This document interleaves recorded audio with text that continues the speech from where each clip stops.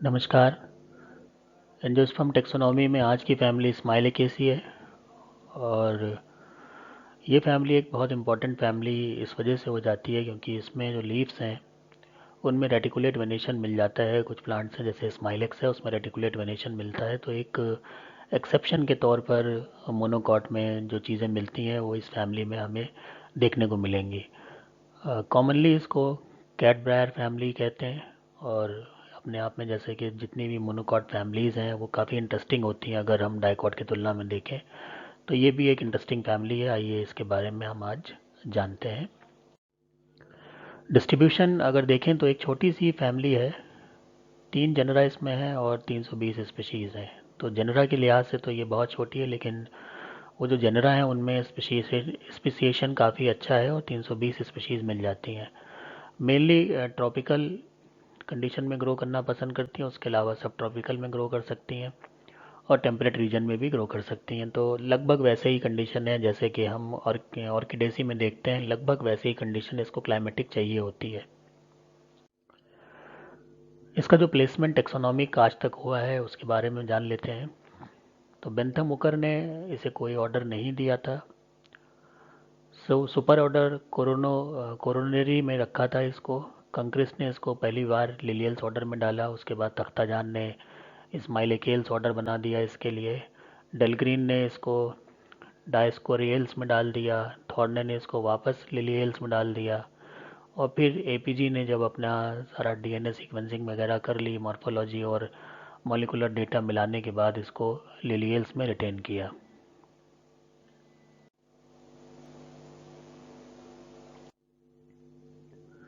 Salient feature की जहाँ तक बात की जाए तो प्लांट वुडी और अर्बेशियस दोनों होते हैं, क्लाइंबर भी इसमें मिल जाते हैं। क्लाइंबिंग जो है वो जब क्लाइंबर मिलते हैं तो वहाँ पर फिर स्टिप्यूल्स का होना एक लाजमी चीज़ हो जाता है। तो स्टिपुलर टेंड्रिल्स मिलते हैं, जो स्टिप्यूल्स हैं वो रूपांतरित हो जाते हैं टेंड्रिल्स में, जिसकी मदद से ये दूसरे प्लांट पे क्लाइंब करके चढ़ जाता है। स्टेम समटाइम प्रिकली कांटेनुमा होते हैं, स्टेम में काफ़ी कांटे होते हैं, लीव्स अल्टरनेट होती हैं। वेनेशन जो है वो रेटिकुलेट होता है, जो बहुत इंपॉर्टेंट बात है। एक अक्सर सवाल आता है कि कौन सा ऐसा मोनोकॉट है जिसमें रेटिकुलेट वेनेशन मिलता है, तो इसी फैमिली में स्माइलेक्स का नाम वहाँ अक्सर मिल जाता है, स्माइलेकेसी जिसके नाम से फैमिली बनी हुई है। इन्फ्लोरेसेंस एक्सिलरी रेसिम होता है और स्पाइक भी हो सकता है जो कि अम्बल नुमा भी हो सकता है। फ्लावर्स यूनिसेक्सुअल होते हैं, फ्रूट 1 से 3 सीडेड और बेरी टाइप के होते हैं। तो ये तो सेलिएंट फीचर हो गए इस फैमिली के। अब आते हैं, बात कर लेते हैं मेजर जनरा। जैसे हमने शुरू में देखा था 3 इसमें जनरा है। तो पहला तो स्माइलेक्स है जो कि अपना टाइप जीनस है इस पर्टिकुलर फैमिली का, जो आप यहाँ पर देख रहे हैं। और इनमें पत्तियों में रेटिकुलेट वेनेशन हमें बड़ा अच्छा सा दिख जाता है। ये रेटिकुलेट वेनेशन हमें नज़र आ रहा है। इसी तरह से दूसरा प्लांट है हेटेरो स्माइलेक्स। इसमें 13 स्पीशीज़ हैं और ये हेटेरो स्माइलेक्स आपको दिखाई पड़ रहा है। फ्रूट आप इसमें देख लीजिए, बेरी टाइप के बने हुए हैं। तीसरा जो जीनस है वो रिपोगोनम है, जिसमें 7 स्पीशीज़ पाई जाती हैं। और रिपोगोनम में भी पत्तियां जो हैं वो जैसे डाइकॉट में होती हैं लगभग वैसे ही पत्तियां इसमें भी पाई जाती हैं। तो ये एक कंफ्यूज कर देता है, अगर सिर्फ किसी को पत्ती के आधार पर ये पता है कि मोनोकॉट और डाइकॉट क्या होते हैं तो वो कभी भी नहीं जान पाएगा कि स्माइलिकेसी का ये मेंबर है और इसमें ये मोनोकॉट को बिलोंग करता है। तो बाकी करेक्टर का भी उसको पता होना ज़रूरी है, तभी इस फैमिली को हम मोनोकॉट के अंतर्गत ले जा सकते हैं। सिर्फ पत्ती देखकर हम नहीं बता सकते। डिस्क्रिप्शन देखें फैमिली का तो हर्बेशियस या वुडी क्लाइंबर होते हैं। और इसमें जो क्लाइंबर होते हैं वो इसलिए होते हैं क्योंकि उसमें जो स्टिप्यूल्स है वो टेंड्रिल बना लेता है, जिसकी मदद से ये क्लाइंब कर जाते हैं। स्टेम जो है प्रिकली होता है और अंडरग्राउंड राइजोम होता है या फिर ट्यूबर होता है। तो इस तरह से ये पॉपुलेशन हमें फील्ड में देखने को मिल जाती है। लीव्स बहुत इंपॉर्टेंट, इसका सिग्निफिकेंट जो फीचर है वो लीव्स है फैमिली का। तो लीव्स अल्टरनेट होती हैं या फिर अपोजिट भी हो सकती हैं। मोस्टली लेदरी होती हैं, अगर हम छुएंगे तो हमें थोड़ा सा लेदरी अपीयरेंस जो उसमें टच है वो फील होगा। पीटियोलेट होती हैं, ये पीटियोल यहाँ पर आपको ये दिख रहा है, ये पीटियोल है, इसको पीटियोलेट कहते हैं। 3 वेन्ड होती हैं, इसमें जो मेजर वेन्स हैं वो पहली, दूसरी और तीसरी, और ये 3 से 5 तक भी जा सकती हैं, लेकिन कम से कम 3 वेन्ड ज़रूर होती हैं। लीफ शीथ इसमें भी बनती है।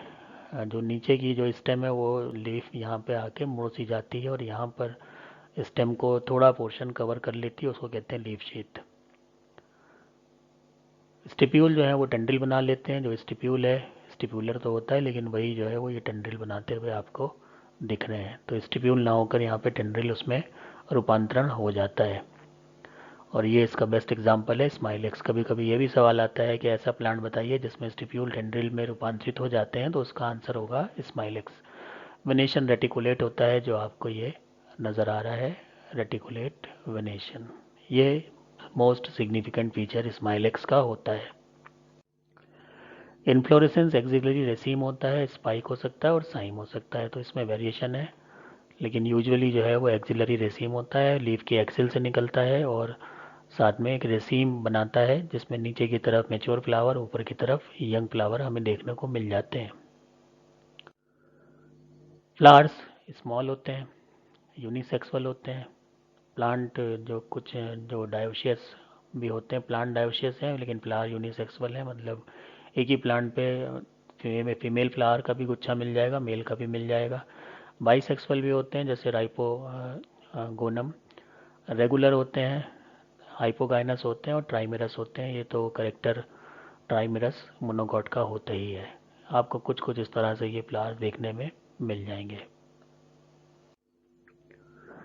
पेरियंथ जो होता है 6 टेपल्स का बना होता है, जो यूजुअली सभी मोनोकॉट में ज़्यादातर में ऐसे ही होता है, और इक्वल होता है या फिर सब इक्वल भी हो सकता है। 2 बर्ल में मिलता है, फ्री भी हो सकता है और यूनाइटेड भी हो सकता है ट्यूब पे। और जिसमें यूनाइट कर जाता है, ट्यूब लाइक स्ट्रक्चर बनाता है, उसका एग्जाम्पल है हेटेरो स्माइलेक्स में। तो ये आप देख सकते हैं कि ये पूरा एक ट्यूब नुमा स्ट्रक्चर बन जाता है। तो ये जो स्ट्रक्चर है ये सब टेपल्स हैं, और इन्हीं को कंबाइंड फॉर्म में हम बोलते हैं कि ये पेरियंथ है। एंड्रोशियम की बात करें, एंड्रोशियम में 6 स्टेमन होते हैं और 3 से 9 रेयर कंडीशन है, कभी कभी कम से कम 3 हो सकते हैं, अधिक से अधिक 9 हो सकते हैं। फ्री और यूनाइटेड होते हैं। एंथर्स मोनोथिकस होते हैं,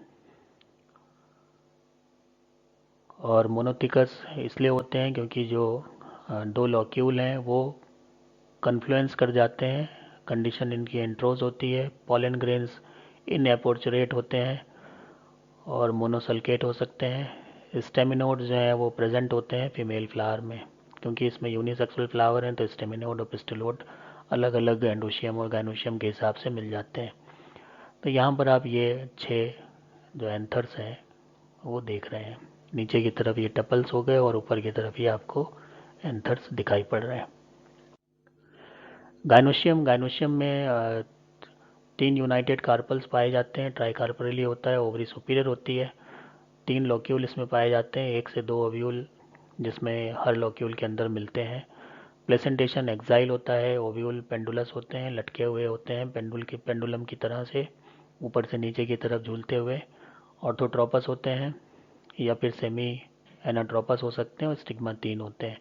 तो ये आप यहाँ पर ये 3 स्टिग्मा देख रहे हैं, और बाकी जो स्ट्रक्चर बताए गए हैं वो सब इसके अंदर मौजूद होते हैं। तो जब हम यहाँ से टीएस करते हैं, यहाँ से या यहाँ से ये टीएस हम कर लेंगे, तब हमें ये लॉक्यूल और ओव्यूल की पोजीशन और उनका प्लेसेंटेशन देखने में मिल जाता है।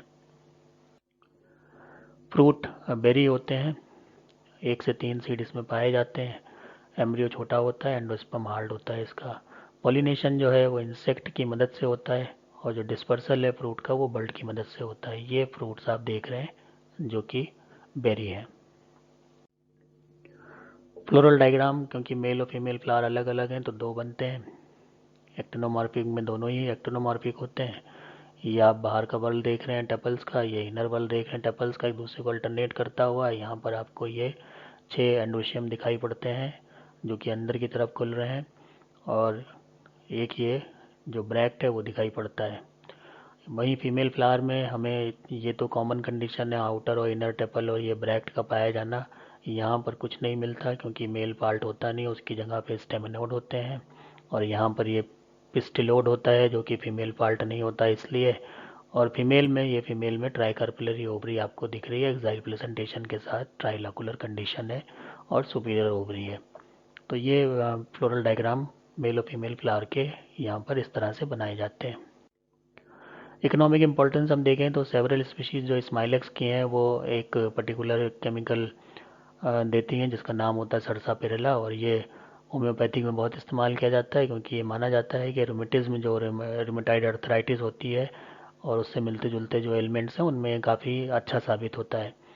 वहीं जो ड्राइड राइजोम स्माइलेक्स का है चाइना में, जिसको चाइना रूट कहते हैं, ये एक स्टिमुलेंट की तरह दिया जाता है लोगों को जिन जो वीक लोग होते हैं, और यंग स्टेम और बेरीज जो हैं वो खाने के तौर पर इस्तेमाल कर लिए जाते हैं। फाइलोजेनी तो फाइलोजेनी जब हम देखेंगे तो हम ये पाते हैं कि सबसे पहले इसमें जो फैमिली लिलियेसी में बेंथम ओकर ने और एंगल पिंटन ने इसको रखा था, जो इनके प्लांट्स थे, और उसके बाद हचिंसन ने इसको एक अलग फैमिली दी जो इनके करेक्टर थे उसको पढ़ने के बाद, और इसको लिलियेसी से अलग कर दिया गया। और उनका कारण ये था कि इसमें हैबिट इसकी अलग है, डायोशियस फ्लावर मिल रहे हैं, कन्फ्लुएंट एंथर लोकुलाई मिल रहा है जो कि लिलियेसी में नहीं मिलते। तो अब जो हचिंसन थे उनका ये मानना था इसमें कि स्माइली एसी जो है वो एडवांस मानी जानी चाहिए लिलियेसी के ऊपर, तो लिलियेसी के अंदर इसको नहीं रख सकते। डेलग्रीन ने 1985 में कंसीडर किया इस फैमिली को कि ये डायस्कोरेसी फैमिली के साथ में जा सकती है, और अंडर दी ऑर्डर डायस्कोरेल्स इसको रखा जा सकता है। तो जो मॉर्फोलॉजिकल स्टडी बाद में कॉनरैन ने 1989 में की, आरबीसीएल सीक्वेंस देखे चेज ने, तो उन्होंने ये कहा कि इसका प्लेसमेंट जो है वो लिलियल्स के अंतर्गत होना ही ठीक है। कंक्रिस्ट ने इंक्लूड किया इसमें और भी कुछ जनरा थे जैसे कि लुजरिया, पिटरमैनिया और फैलिसिया, इनको स्माइलिकेसी में डाला, लेकिन बाद में चेज एटॉल ने ये कहा कि ये अगर इसको हम डाल देंगे तो ये पॉलीफाइलेटिक हो जाएगा, और पॉलीफाइलेटिक अगर हो जाएगा तो फिर जो फाइलोजेनी हम फॉलो करते हैं उसमें मोनोफाइलेटिक का होना ज़रूरी है, और ये चीज़ यहाँ पर पूरी नहीं बैठती, जिसकी वजह से इसको हटा देना चाहिए। तो बाद में ये तीनों के तीनों जनरा हटा दिए गए चेस के रिकमेंडेशन के हिसाब से, और स्माइल केसी में इन तीनों को हटाने के बाद सिर्फ 3 बचते हैं जो हमने देखे। द मोनोफिली ऑफ द फैमिली, जो 3 जनरा इसमें हमने देखे थे उसमें स्माइलेक्स है, हेट्रोस्माइलेक्स है, और राइजोपोगोनम है। ये तीनों ऐसे हैं कि जो इनको अगर हम पढ़ते हैं या इनके सीक्वेंसिंग करते हैं तो ये मोनोफाइलेटिक ओरिजिन ही बताते हैं, और उसके हिसाब से इनको एक साथ एक फैमिली में रखना बेहतर साबित हुआ। तो मॉलिकुलर एविडेंस जो मिले उसके हिसाब से ये प्लेसमेंट ठीक है। एपीजी और एपी वेब ने जो राइपोगोनम है उसको एक पहले अलग फैमिली बना दी थी, राइपोगोनेसी, उसमें रखा था। उनका ये मानना था कि इसमें लीव्स अपोजिट हैं, पॉलन रेटिकुलेट है, लेकिन वहीं जो डेटॉल ने जो 2002 में काम किया उन्होंने राइपोगोनम को फिर से स्माइलिकेसी में डालने की जो रिकमेंडेशन है वो दी, और थॉर्ने ने 2003 में फिर ये सब कुछ करने के बाद जो उन्होंने फाइनलाइज किया उसमें ये किया कि फिर 2 सब फैमिली बना दी, एक स्माइलिकॉइडी बना दी जिसमें कि जो स्माइलेक्स है और हेट्रो स्माइलेक्स है वो डाल दिया, और एक सब फैमिली बना दी राइपोगोनाइडी जिसमें राइपोगोनियम जिसका जो प्लेसमेंट था वो थोड़ा दुविधा में डाल रहा था तो उसके लिए अलग सब फैमिली बना के डाल दी, और इस तरह से इसकी 2 सब फैमिलीज हो गई और 3 जनरा हो गए। तो ये जो है ये फ़िलहाल अभी ये भी माना जा रहा है कि बाद में हो सकता है कि राइपोगोनाइडी जो है ये अलग फैमिली बना दी जाए, लेकिन 2007 तक ये नहीं हुआ था। उसके आगे जब अभी चौथा वर्जन आएगा एपीजी का, तो तब हम देख सकते हैं कि इसको अलग फैमिली का स्टेटस भी मिलने को मिल सकता है, और उसमें कोई बड़ी बात नहीं होगी क्योंकि ये जो प्लेसमेंट है ये लगातार जो साइंटिस्ट हैं वो बदलते रहते हैं, और उसके मुताबिक ही हमें देखना होता है। तो कभी भी ये एक स्टैटिक चीज़ नहीं है टेक्सोनॉमी, ये डायनेमिक चीज़ है, और नई नई चीज़ें पता चलती रहती हैं, नई नई तरीके पता चलते रहते हैं कि जिससे हम प्लांट्स की जो फाइलोजेनी है उसको स्टडी कर सकें। तो उसमें आने वाले वक्त में इसका प्लेसमेंट कुछ भी हो सकता है, यहाँ तक कि फैमिली भी शिफ्ट होकर कहीं और जा सकती है। तो ऐसा ये हार्ड एंड फास्ट नहीं है कि जो आज पढ़ लिया यही आगे भी रहना है, ये हमेशा चेंज हो सकता है। तो इसी के साथ में ये फैमिली जो स्माइलिक एसी थी, ये छोटी सी फैमिली थी 3 जनरा के साथ में, ये ख़त्म हुई। और इसमें जो सवाल हैं वो कंपटीशन में काफ़ी आते हैं, उसके हिसाब से आप तैयार कर लीजिएगा, या फिर कंपैरेटिव में आ सकता है कि आप स्माइलिक एसी और कोई भी एक डाइकॉट या मोनोकॉट फैमिली में कंपेयर करके आप अपने जो जो भी आपका ऑब्जर्वेशन है वो लिखें। तो इसी के साथ धन्यवाद। अब अगले लेक्चर में अगली फैमिली के साथ में फिर से मुलाकात होगी।